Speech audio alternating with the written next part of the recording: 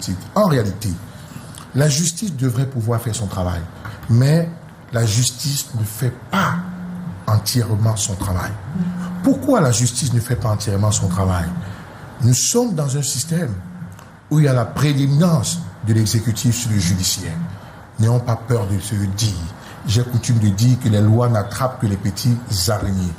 L'île, si vous commettez un impair, vous commettez un crime, je le dis en restant du côté politique, vous dit tout simplement que si vous avez ce que les gens appellent de l'ombre de jour comme de nuit, il est possible à un moment donné que vous ayez une justice qui soit lente.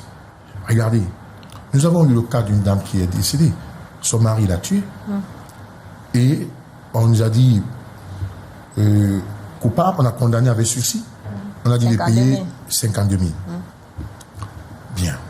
Et il y a cette affaire. En admettant, comme dit M. Taka, on a rendu une décision en s'appuyant sur la loi. J'ai envie de dire que ce n'était pas toujours le but escompté. Parce qu'en le faisant, chacun peut se dire, je peux commettre un impair de cette nature et le moment venu, je sais à quoi m'en tenir. Je pourrais avoir un sursis et je pourrais justement payer 52 000 d'amende comme on a vu là. Non, il faut justement qu'on ait une justice qui n'est pas une justice aux ordres. Il faut que la justice ne soit pas le 2 poids, 2 mesures. Et je crois que pour changer la donne, il faudrait qu'on ait une justice forte, une justice qui frappe. Parce que si on condamne avec force ce monsieur, et je vous rappelle qu'on n'a pas aboli la peine de mort. Et je pense qu'il faut que dans certains cas ici, on procède à la peine de mort et qu'on exécute. Parfois, en exécutant des gens, ça va faire une prise de conscience, les gens vont avoir peur.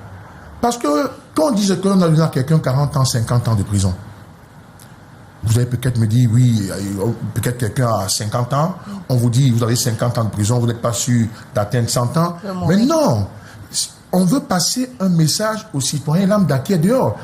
Et c'est pourquoi, à un moment donné, il faut frapper. Il faut frapper, il faut mettre les émotions de côté. Je dis tout simplement que dans le cas de l'assassinat de cet enfant, il faudrait bien que la justice fasse très attention parce que le peuple camerounais regarde la justice. Et on est tellement fragilisé dans ce pays par l'attitude de la justice. Parce que, Metaka, nous les rencontrons, les juges, au quotidien. Vous voyez des situations, vous voyez un juge, il vous parle, vous le regardez, vous sentez que ce qu'il vous raconte, c'est des histoires. Vous sentez que celui-ci tient un discours de quelqu'un qui a subi des pressions. On ne peut pas le nier. Nous disons tout simplement, nous voulons un système où il y a l'indépendance de la justice.